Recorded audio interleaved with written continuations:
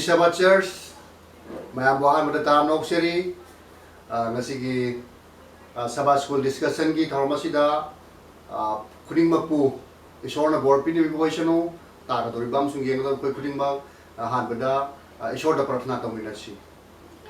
Nungsi thaujala thalaba, sarga malen prithvi tayo kan koi kuning ko sembi bai pai ishor na koi am thagat seri. Para ke nungsi thaujala sa bagi punsi, tayo pan bi kurong thiba kai su thok to nai koi kuning lo re du thambi bagi dama khai ngai tan thagat sebani. Prabhu pungkam sida hoji pana ke apa wapa using khanane na bagi damak ta Sabbath School discussion ta bodoi basida hawai shemuna hawdui loi phawba ta ga dor bi yeng dor musu ngang dor ba koi kuning baki mathak ta hawdui loi phaw loi na biduna gyan loksing pina biu ai koi kuning makta mai punsi da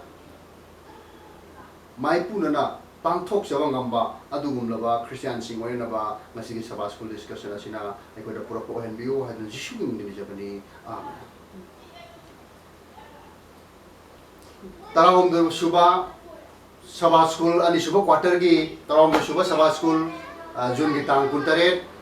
English ngari kun ngasi gi nebela sida ngasi gi Sabbath School lesson asigi ngasi gi main topic ngasi gi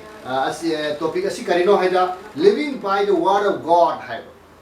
living by the word of God haibadi Ishor gi wahai na hingba hai Ishor gi wahai da hingbo ai gedam karamana ishor gi wahai na koi hingbo ge dori no habada adu gi maram dringa se koi ne ge dori si ngasi gi memory text asi madam utanga koi pathora ke memory text asi James 1:22 da koi phangba me James 1:22 da koi phangba me masda hari madudi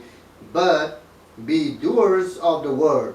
and not hearers only deceiving yourself hai wa adu tawba mi na khoi na oyo hai wa ado thabak koi na tawba mi khoi oyo taba khakta oiduna isana isabu kaidaw hai bai koi minam jaganu hai bai akoi isana isabu taba di taba ado thabak koi di tawba natrabadi akoi minam jaba horabane achumba tu karino hai bai koi na takbi rabane adu achumba do koi na khangna tana koi na tawdrabadi adu isana isabu minam jabane ba aduna James Bible na sigi James han bagi ko han panduki wai pareng kudi thoi hai ba sine ba maram na koi khuding na ai khoi gi isor na pithor aba koi na pire Bible la hai raba aseng wapau singa se ai koi na taba khakta na taduna thaba koi na pangthok po oi se habe ne ba kai ma koi thaba na pangthok na trabadi wahai ni in ba torok na trabadi ai koi taseng na isana isabu minam jaraba ne ba mi na koi minam jaraba ta khangna le ba hana ai thaba na tawdrabadi ai hana isabu warong isana isa ithandabu minam jaraba ne achumba do isana tawdrabadi maram dra ngasi gi Sabbath School lesson asi asida hari basi sineba ai koi na Bible se paba matam da ai koi na Bible se phajana khangna thijan me aba thijale aduga ai koi na mase chap chana madugi aroi bapan khai ado adu phaw da ai koi na khangma ngam drabadi Bible na kari hari bage Shastra sina kari hari bano masigi pandam masig kari no kari gidamak ta ikoi da ishor na tayong panda asigumba wahai singki tambina bagi damak thamami bano hai bagi thijan bada aroi ba pankai adu phawa thijan bana trabadi ikoi arem bane hai badi Shastra na kari hai Bible na kari hai habse pa ba khaktu na taba achumba du kari no hai badu sa koi thijan ba darkar lai aroi ba pankai du kari ma khang ba darkar lai maramuna aikona sumna khakta laik paadna laik paabagi typeta laik tambagi typeta aikona Bible je par lai targadi Bible dugi arth ro aikona asamna laik oina khangbagi mongda haibadi khane manung da yauri ba ma ki thim manu oithoi ba karino hariba magi yangen cheru masi oithokada ba mi sing asina masigi je par matungda oira kadaba si karino aikoi gi damakti ishona thorang tawdra karino haibase yamonna khangbu darkar lai haibane aikoi ngasi gi Sabbath School lesson sta hai base lorina aikoi Sunday gi result ase Sunday gi result pasi dai hai the living word of God and the Holy Spirit hai Ishor gi ahing bo wahai amasung thawai asyeng ba hai bare Ishor gi ahing bo wahai Ishor gi wahai si ahing bo ina lai bane hai si banai ro da ba Bible de iram liba kudingma ahing bane maramdi masina ishor ahingba ishor duna aikoi gi damak ta thambi kraba matam adu gi mi singda prophet singa duda maisho singa duda magi matam adu da ishora tak to wa tak to singa du tak piram kraba ne aduna ꯃꯇꯝ ꯑꯗꯨꯗꯒꯤ ꯍꯧꯔꯒ ꯉꯁꯤ ꯐꯥꯎꯕꯗ ꯆꯞ ꯃꯥꯟꯅꯕ ꯊꯤꯝ ꯑꯃꯗ ꯂꯩꯕ ꯃꯤꯑꯣꯏꯕ ꯈꯨꯗꯤꯡꯃꯛ ꯂꯣꯝꯕ ꯅꯥꯏꯗꯕ ꯄꯨꯟꯁꯤ ꯐꯪꯕ ꯍꯥꯏꯕ ꯄꯥꯞꯀꯤꯗꯃꯛꯇ ꯁꯤꯔꯒꯗꯕ ꯍꯛꯆꯥꯡ ꯑꯁꯦ ꯑꯁꯤꯒꯤꯗꯃꯛ ꯖꯤꯁꯨꯅ ꯂꯥꯛꯑꯒ ꯑꯩꯈꯣꯏ ꯈꯨꯗꯤꯡꯃꯛꯇ ꯀꯠꯊꯣꯛꯄꯤꯕꯒ ꯂꯣꯏꯅꯅ ꯃꯥꯅ ꯁꯤꯈ꯭ꯔꯒ ꯊꯥꯖꯕꯁꯤꯡ ꯑꯗꯨꯅ ꯃꯥꯕꯨ ꯂꯧꯁꯤꯟꯖꯔꯕ ꯊꯥꯖꯕ ꯂꯣꯏꯅ ꯀꯟꯕꯤ ꯃꯄꯨꯅꯦꯅ ꯈꯟꯖꯕ ꯊꯥꯖꯖꯕꯁꯤꯡ ꯑꯗꯨꯅ ꯂꯣꯝꯕ ꯅꯥꯏꯗꯕ ꯄꯨꯟꯁꯤ ꯐꯪꯕ ꯑꯁꯤꯒꯤ ꯋꯥꯔꯤꯁꯦ ꯍꯧꯕꯗꯒꯤ ꯂꯣꯏ ꯐꯥꯎꯕ ꯆꯞ ꯃꯥꯟꯅꯕ ꯈꯦꯠꯅꯕ ꯀꯔꯤꯁꯨ ꯂꯩꯇꯕ ꯑꯁꯤꯒꯨꯝꯕ ꯃꯤꯑꯣꯏꯁꯤꯡ ꯍꯥꯏꯕ ꯏꯟꯕꯁꯤꯡ ꯑꯗꯨꯒꯤ ꯃꯊꯛꯇ ꯍꯣꯂꯤ ꯁ꯭ꯄꯤꯔꯤꯠ ꯂꯩꯒꯅꯦꯕ ꯑꯍꯤꯡꯕ ꯋꯥꯍꯩꯁꯤꯡ ꯂꯩꯕ ꯑꯍꯤꯡꯕ ꯋꯥꯍꯩꯁꯤꯡ ꯑꯁꯦ ꯈꯪꯗꯨꯅ ꯄꯥꯗꯨꯅ ꯑꯃꯗꯤ ꯃꯁꯤꯕꯨ ꯃꯍꯥꯛꯅ ꯏꯟꯖꯗꯨꯅ ꯂꯩꯔꯕꯗꯤ ꯃꯍꯥꯛꯀꯤ ꯄꯨꯟꯁꯤꯗ ꯑꯍꯤꯡꯕ ꯋꯥꯍꯩ ꯂꯩꯔꯤꯕ ꯃꯤꯁꯛ ꯑꯗꯨꯗ ꯊꯋꯥꯏ ꯑꯁꯦꯡꯕ ꯂꯣꯏꯅꯗꯨꯅ ꯂꯩꯒꯅꯦꯕ ꯊꯋꯥꯏ ꯑꯁꯦꯡꯕꯅ ꯑꯩꯈꯣꯏꯗ ꯂꯣꯏꯅꯗꯨꯅ ꯂꯩꯕ ꯇꯥꯔꯕꯗꯤ ꯃꯇꯝ ꯄꯨꯝꯅꯃꯛꯇ ꯏꯁꯣꯔꯅ ꯑꯩꯈꯣꯏꯗ ꯂꯣꯏꯅꯗꯨꯅ ꯂꯩꯔꯕꯅꯦꯕ ꯏꯁꯣꯔꯅ ꯑꯩꯈꯣꯏꯗ ꯂꯣꯏꯅꯗꯨꯅ ꯂꯩꯕ ꯇꯥꯔꯒꯗꯤ ꯑꯩꯈꯣꯏꯅ ꯀꯩꯗꯧꯅꯨꯡꯗ ꯍꯥꯏꯔꯤꯕ ꯋꯥꯍꯩꯁꯤꯡ ꯑꯁꯦ ꯑꯍꯤꯡꯕ ꯏꯁꯣꯔꯅ ꯑꯩꯈꯣꯏꯗ ꯂꯣꯏꯅꯕ ꯆꯞ ꯃꯥꯟꯅꯔꯦꯕ ꯃꯔꯝꯗꯤ ꯋꯥꯍꯩꯁꯤꯡ ꯑꯁꯤꯅ ꯑꯩꯈꯣꯏꯅ ꯍꯥꯏꯕꯤꯂꯕꯗꯤ ꯖꯦꯝꯁ ꯉꯁꯤꯒꯤ ꯃꯦꯃꯣꯔꯤ ꯇꯦꯛꯁꯇ ꯍꯥꯏꯈꯤꯕꯒꯨꯝꯅ ꯑꯩꯈꯣꯏꯅ ꯀꯩꯗꯧꯅꯨꯡꯗ ꯇꯥꯕ ꯈꯛꯇ ꯅꯠꯇꯗꯨꯅ ꯇꯧꯕ ꯑꯗꯨ ꯑꯣꯏꯔꯕꯗꯤ ꯑꯩꯈꯣꯏ ꯃꯇꯝ ꯄꯨꯝꯅꯃꯛꯇ ꯏꯁꯥꯅ ꯏꯁꯥꯕꯨ ꯃꯤꯅꯝꯖꯔꯔꯣꯏ ꯑꯩꯈꯣꯏꯅ ꯇꯥꯔꯒ ꯇꯧꯕ ꯑꯣꯏꯔꯕꯗꯤ ꯑꯗꯨꯅꯤ ꯑꯩꯈꯣꯏꯅ ꯉꯁꯤꯒꯤꯁꯤꯗ ꯌꯥꯝ ꯗꯔꯀꯥꯔ ꯑꯣꯏꯔꯤꯁꯦ ꯃꯁꯤꯗ ꯑꯃꯨꯛ ꯑꯩꯈꯣꯏꯅ ꯑꯃꯨꯛ ꯍꯥꯏꯔꯦ ꯍꯣꯂꯤ ꯁ꯭ꯄꯤꯔꯤꯠꯀꯤ ꯈꯨꯠꯊꯥꯡꯗ ꯊꯋꯥꯏ ꯑꯁꯦꯡꯕꯒꯤ ꯈꯨꯠꯊꯥꯡꯗ ꯊ꯭ꯔꯨ ꯍꯣꯂꯤ ꯁ꯭ꯄꯤꯔꯤꯠ ꯍꯥꯏ ꯊꯋꯥꯏ ꯑꯁꯦꯡꯕꯒꯤ ꯈꯨꯠꯊꯥꯡꯗ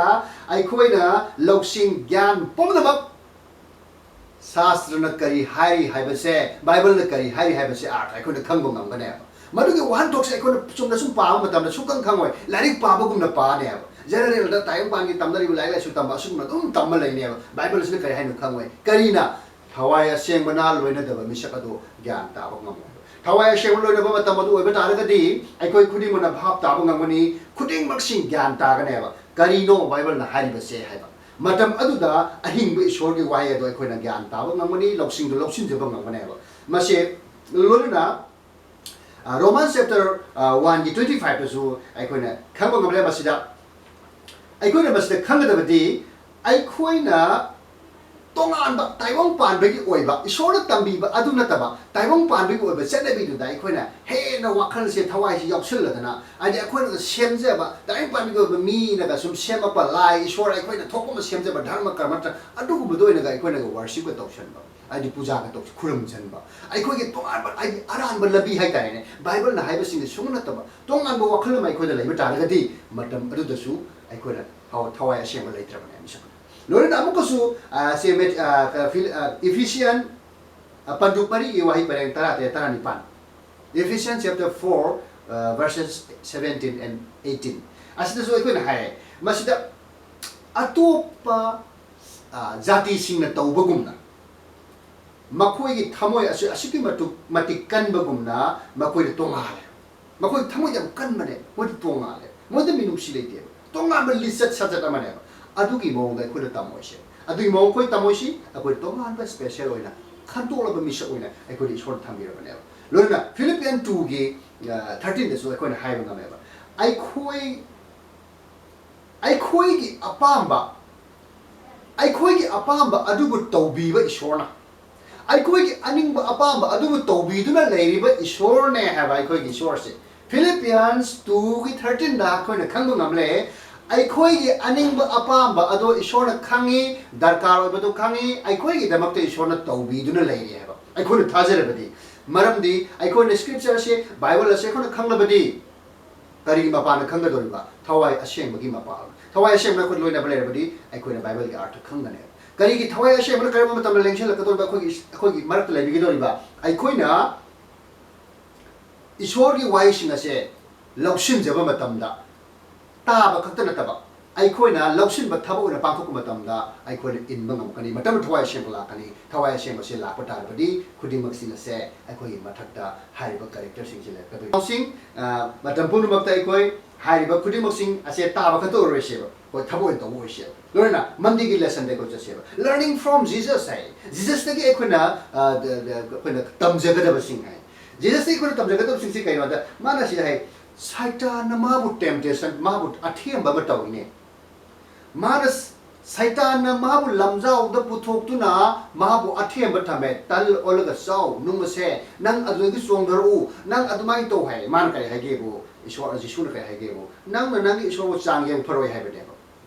aduga nangna saita aduna khangda ishor runa khangda ne mana bajda bhajan scripture khangda ka lai degi mahana saita adu mana na thoko ngami tra kari gumba de jesu christ na time pana pok matamda masu myu wi satam da laki bani na mana kawor ma scripture khangam drabdi mari ishor masa khange ma khudi go masa gi bandam ma khuding bak si masa mak ishor oi bani na mana la ga matungda ma khangi mana khangabadi na mana kudima sing se mana takuna saitan na hair ko sing se mana pakhum bi ba hair da ma saitan ni makhum da ma temptation da athem da ta do ne man that khangba da ka wai maram di ai koi khudim na so si khangba da badi jisu gum na scripture khangba da ka lai ko bible na kari hai si khangba da ka lai kari gum ma tam da ai koi da taiyong pan da kana hun athem ba la badi ai koi na bible si mun na khangla badi ai koi na masjid tawbu phai si phate habji mun khang ta ni kana go na ikora thema ngamoi saitan na traga kana go khang da bam na thema ngamoi mamdi masi iduna lei haba masi na khang do lei haba je ikora ta pi bu ngam ne adu gumba ikora bible mun khang ba ishor gi wahi si khang bu ngam mi oi ge da bane aduni ikora masi da mano su ta biro mi ba amu su na ko ji haji di tuesday sa se tuesday jesus versus scripture hai yesu na ikora karmai toy jesu na time pan sida ai koi philip da matthew 5 da ai koi na khang ngame beatitude hai na mana ai koi da sermon tambiram ba mana chingma thak ta tambiram ba adugi wari si kai da mioi bana lai ga da ba ma ki character ma ki lamchat mana pungning tapcha ba mana highwin ba mana penthok sa ba adug ma maya ma beatitude sida ai koi gi mioi ba gi lamchat sida ai koi na oi ga da ba do mana christiana moi ba gi lamchat do ma takpiram masida mana scripture dagi mana quarter tai ne se han old testament dagi leram ba bible ma quarter tai adu hosi old testament leram ba new testament leram ba ani ba kesap mana quotation period ta ma singa dunai ba ko do je bap ta le je mana kai dagi ma gi khang ga ma gi wakal da tawam da ba pun ba scripture dagi ta am ba ta ma ta si adu ga lori na hoji ai ko na hoji khami ne ga da ba di na sai gi saitan athe ma la ku matam da scripture no khangba gi maram na jisu na thokhi bane chap chana nang adu to phai na lo phate ha se maram adu na ko logic khang da bodi matam purna makta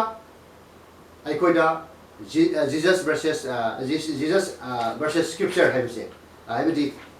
jisu na scripture se ko ta pi ram ni mak singa se mana takpira mi ba khuding mak singa se scripture jesus versus scripture hai bane ba mana takpira mi ba mayam singa se fulfill to la pane hai ne thunghan ba la pane hai ne mana mangan ba la pane ti hai matthew 5:17 da hai ni sini ne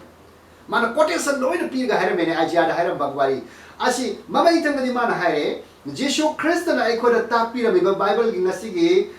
tuesday ge para takpira mi gi matung na ko ni khangmo ngam da bane madu di ai ko khuding scripture khang da bane jesu la ai se thunghan ba la pane mangan ba la pane man tam mi ba mayam sin se lorena ai amo wednesday is the same wednesday ki parada quiet times with the word of god hai isor ki wahi asi ga lorena ai ko talk da ba matam do kai no da isor na ai ko takpi da ba mayam sin se hai induna leiraba amasung tawgo da ba to tawroi da ba to no hai ba sin se ko kudi mo sin hai induna leiba ta ba de ko da chap cham matam ko khang ga da matam adu khang drabadi ko na karam matam da tawni karam matam to roi hai to changar blegani nungsir ba sin lausing ngasi ge sabas ko lesson lesson ai ko tambi badi ai ko na matam puna bakta ta ba khakta na ta duna thabo ko to do ko dar ka lai hai ba ne mamdi ai ko na ko ge ishor ki wahi ase ahing ba ne ishor ki wahi asi ge lorna ko hing boy ge da ne living by the word of god hai ne ishor ki wahi aduna ai ko bu hingan ge da ne matam puna bakta ishor ki wahi da ko hing boy si ishor ki wahi da ko ta ba khakta oiduna thabo to drabadi ishor ki wahi du si boy de ni ai ko khudima hing se ba ishor ki wahi ge lorna na ai ko hing boy se matam du da ko khudima bible na haiba sastra na haiba khudima sing mai pa ko gani ko bible khang da ya roi athebal akmo tamle sanga thok chen ba ki namakta ai ko bible da hairam ba sing fulfill tawrang di sing ai ko khang da bani amadi ai ko khudima thawai aseng ba bu karam lai ko na phang ge hai ba di ai ko na shastra da haiba sing se mun na taraga ai ko na thabak ko na taw matam da thawai aseng ba la kani thawai aseng ba la ba di amuk ke he na bible na haiba si kai no khang la kani lorena ai ko the bible da hai basi kaino khangla bati bible le yaw ri artha theme se kaino hai ba ko chap chana khangla ni lo ma nai de ba punsi phangba adu gi wari the bible da ko na phang masini ngasigi sabah school discussion asida ngasigi sabah school discussion asida ikoi kudi mungna sigumba matam asi phamina bagi dama matam sangna loi hawdi ki loi phaw lobudi matam di tawjaba matam leitaba maramna tawjadre aku takraba ikoi kudi makki mathakta swarna mapala daba bor pinabi boy sino amen